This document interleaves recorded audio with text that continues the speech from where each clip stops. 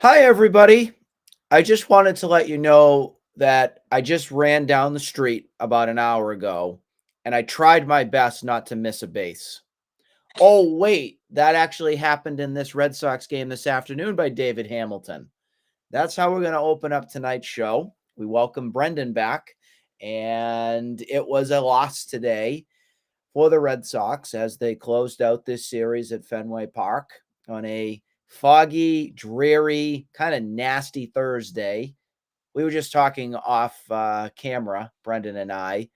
Who has time midweek April on a Thursday afternoon to go waste their time and go to a baseball game when you have work and other priorities in your life?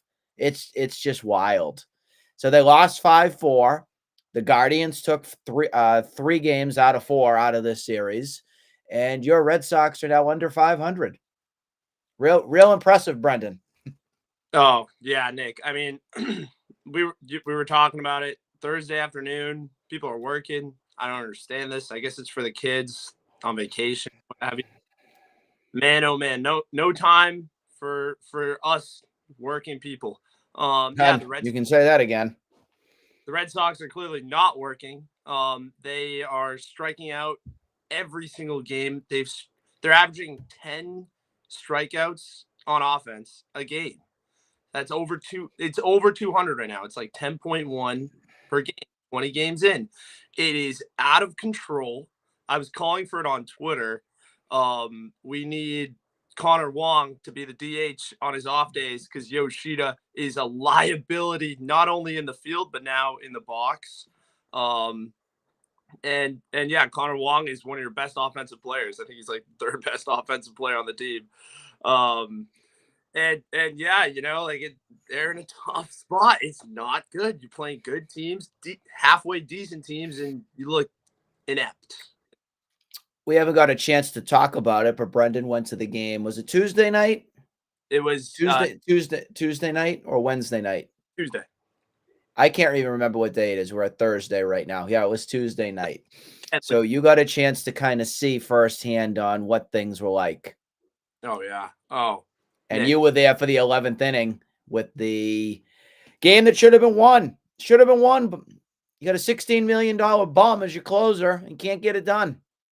Oh, and you can tell he is just not. He's not interested in being here. Out of shape.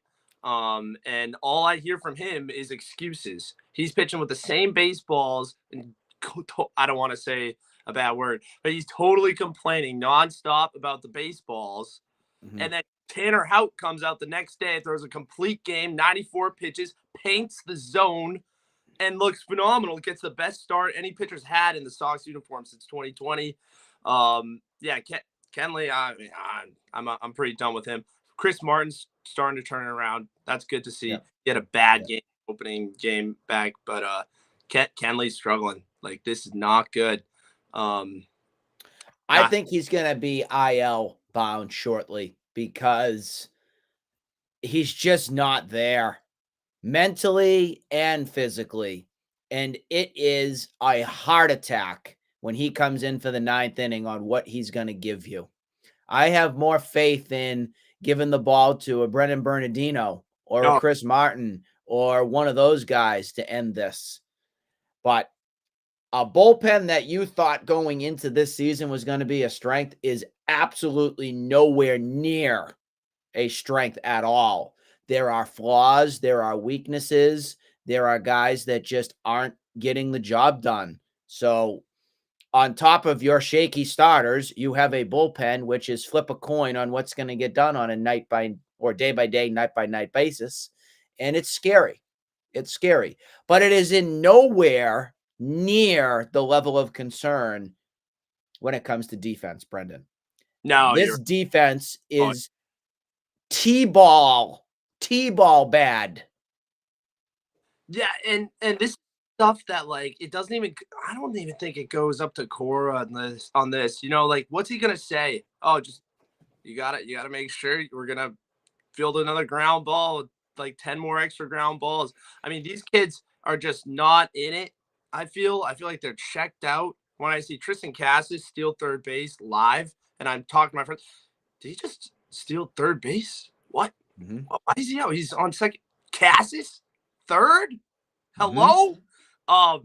But yeah, like stuff like this. Just people are just hello. Is this Craig Breslow? You know, why is Cass number one? Why is Cass stealing? Number two, why is he third base? I saw that live. I lost my mind. But guy doesn't have any wheels. I don't know where he's going. Not burning any rubber. Jared Durant can't even steal third base. I don't know what. But yeah, like it's Devers ramming my right fielder with his head, just running into right field. It's left field. Sorry.